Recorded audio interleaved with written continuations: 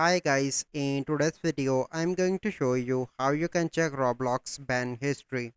So the first step you simply need to do is to open Roblox. So let me open my Roblox. So here is Roblox, open that, and you need to log in into your Roblox account first.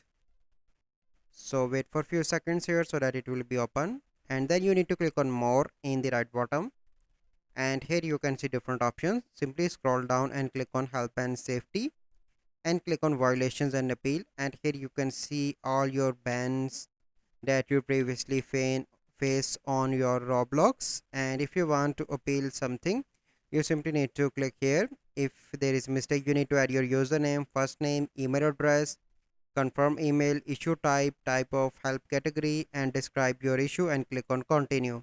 So this is the process. I hope you find this video helpful. If you find this video helpful, must like this video, subscribe to our YouTube channel for future videos. We'll see you in the next video. Thank you. Have a good day.